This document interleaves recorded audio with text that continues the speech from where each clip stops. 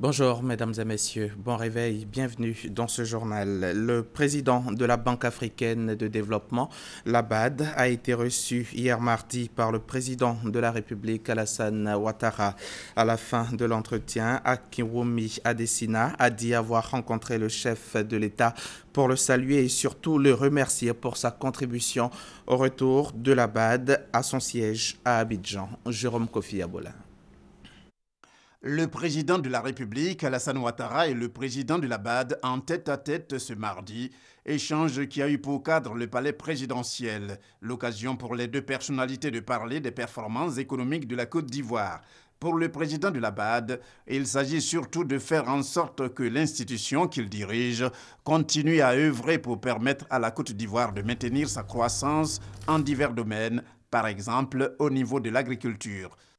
Je suis venu personnellement, en tant qu'économiste, de discuter beaucoup de choses avec lui concernant la croissance économique de notre continent et les choses qu'il faut faire au niveau de nos continents en tant que la stabilité macroéconomique et ça. Et en plus, nous avons discuté sur la priorité qu'il faut faire. Vous savez que l'Excellence, Monsieur le Président, il fait le grand travail ici, et ce qui concerne la transformation de l'économie, et aussi en ce qui concerne les différents secteurs. Il y a le secteur d'énergie, il y a le secteur du système infrastructure, système routier, il y a de l'eau et l'assainissement qui est très important. Et il y a une chose qui est très importante pour Monsieur le Président, que la BAD va se tenir beaucoup ici, c'est l'agriculture. Vous êtes le leader dans le monde dans la production de la cacao, et nous avons discuté comment la BAD peut soutenir plus fort la Côte d'Ivoire pour pouvoir faire la transformation de ça. Le président de la BAD, qui a pris fonction le 1er septembre 2015, a dit saisir l'occasion pour exprimer sa gratitude au président Alassane Ouattara pour avoir pesé de tout son poids et permettre ainsi à la Banque africaine de développement de revenir à la maison sans grande difficulté. Les candidats à l'élection présidentielle d'octobre prochain ont reçu hier mardi les affiches, la liste électorale en version électronique et les spécimens du bulletin de vote.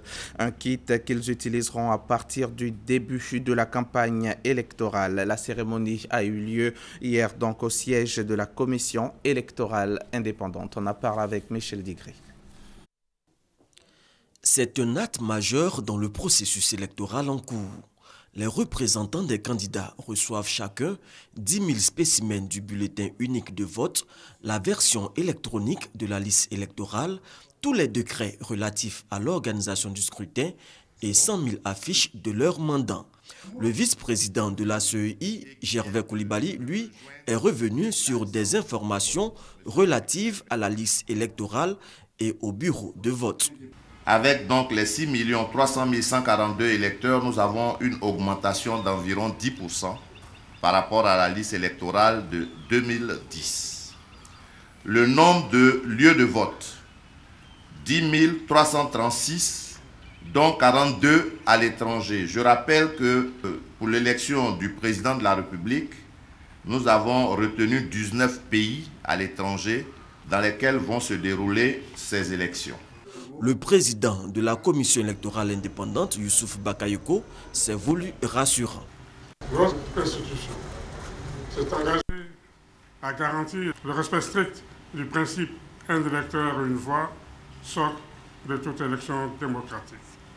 L'enjeu, faut-il le souligner, c'est la traduction dans les faits et dans les urnes du triptyque transparence, équité, crédibilité.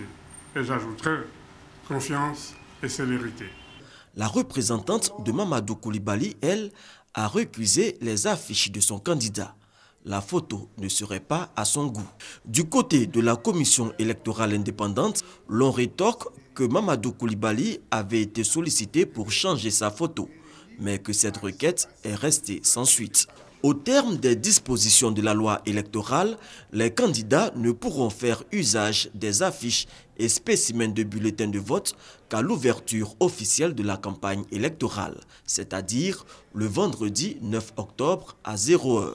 L'opération de retrait des cartes d'électeurs débutera, elle, le 7 octobre prochain.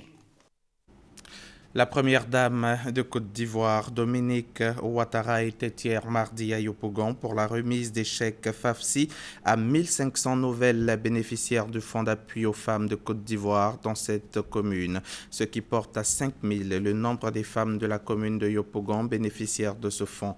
La première dame a aussi offert donc un don de matériel et en espèces d'un montant total de 209 millions de francs CFA aux femmes de Yopougon. Nous y reviendrons dans nos prochaines éditions.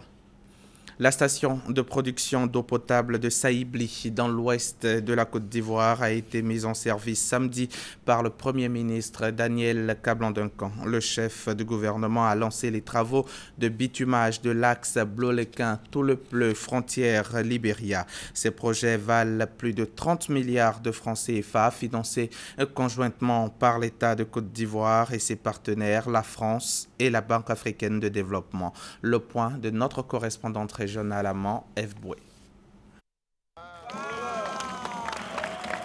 Par ce geste, le Premier ministre Daniel Kablan-Duncan met fin au souci de l'accès en eau potable de 9 localités du département de Toulepleu. D'une capacité de 1457 mètres cubes par jour, la station de production d'eau potable de Saïbli assure la desserte en eau d'environ 20 000 personnes de la ville de Toulepleu et de 8 villages environnants. Un projet d'un coût de 2,40 milliards de francs CFA financé par l'État de Côte d'Ivoire et la France à travers le contrat de désendettement et de développement CD2. Après la mise en service de la station de traitement d'eau de Saïbli, Daniel Kablan-Duncan donne le premier coup de pioche de l'axe Blolequin-Toulepleu, frontière du Libéria. Nous sommes là au nom du président de la République pour procéder au lancement officiel des travaux de l'axe routier Toulepleu, Blolequin, frontière Libéria, long de 65 km. Auquel s'ajoutera la construction d'un pont à poutre en béton précontraint d'une longueur de 113,2 mètres. Le montant de cet ouvrage, c'est 29 milliards de francs CFA. Je sais que vous attendez cette route et nous sommes heureux, comme le président de la République l'avait promis, de faire en sorte que cette route devienne une réalité. Et les travaux seront terminés et livrés au plus tard en février 2018. En attendant donc février 2018 pour l'inauguration de cet important ouvrage tant attendu, les populations, toutes tendances confondues, sont reconnaissantes au président Alassane Ouattara pour ses promesses tenues. En bref et en images, les prix du carburant viennent de subir une autre baisse à la pompe ce mois d'octobre. Le gasoil est passé de 580 à 570 francs CFA le litre, soit une baisse de 10 francs CFA. Le super enregistre un recul de 30 francs CFA qui s'affiche donc 650 francs CFA contre 680 il y a une semaine. Fin du colloque international sur la liberté de la presse en Afrique. La cérémonie de clôture de ce colloque a eu lieu hier mardi 6 octobre en présence de la ministre de la Communication, Afoussiata Bambalamine. Entre autres résolutions, le colloque décide de la création d'un observatoire africain de la liberté de la presse. Compte rendu. L'après-Abidjan sera consacré au lancement d'un observatoire africain, l'Observatoire africain de la liberté de la presse. Voilà entre autres ce qui ressort du premier colloque international d'Abidjan sur la liberté de la presse en Afrique. Cette plateforme d'échange entre journalistes, experts, chercheurs et professionnels des médias, initiée par le ministère de la Communication, a relevé qu'il existe des entraves à l'exercice du métier de journaliste. Puis, elle a fait des propositions. Sur le plan économique, les journalistes sont mal rémunérés, ce qui les expose aux tentations de toutes sortes et les fragilise dans l'exercice de leur profession. Par conséquent, les États doivent instituer des conventions collectives et veiller à leur application effective. Les États doivent créer également les conditions de la viabilité des entreprises de presse, application de la Convention de Florence, subventions, etc. Sur le plan juridique et institutionnel, les États doivent créer un cadre juridique favorable à l'exercice du métier de journaliste, supprimer la peine privative de liberté pour les journalistes, réduire les amendes auxquelles les entreprises de presse et les journalistes peuvent être exposés. À cela, il faut ajouter l'accès à l'information d'intérêt public et aux médias de service public et la garantie de la sécurité des journalistes, des entreprises de presse et la confidentialité des sources d'information.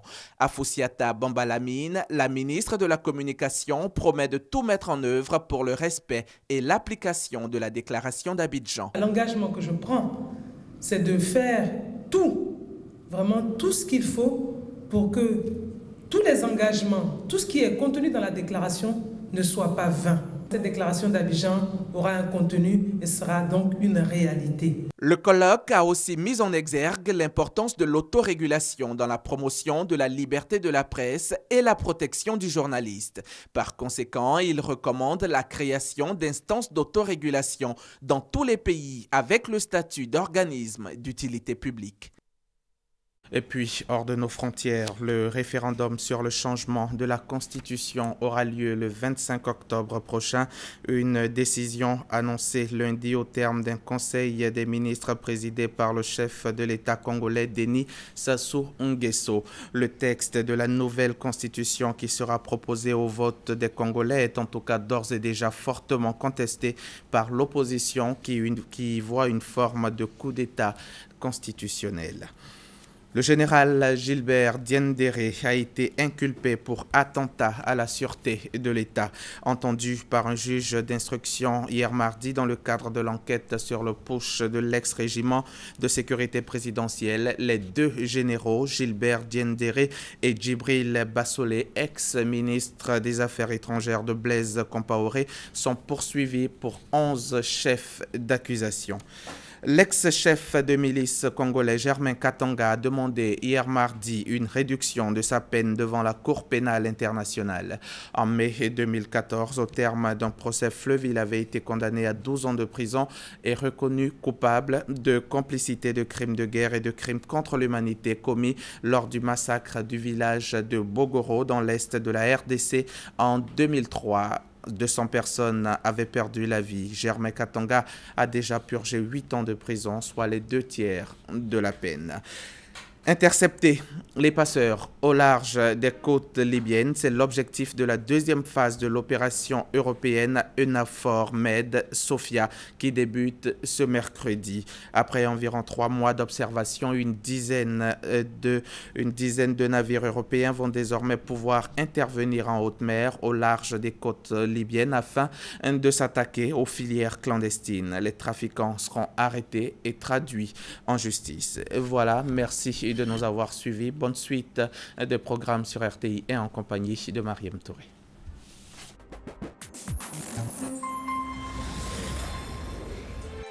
RTI 1, la chaîne qui rassemble.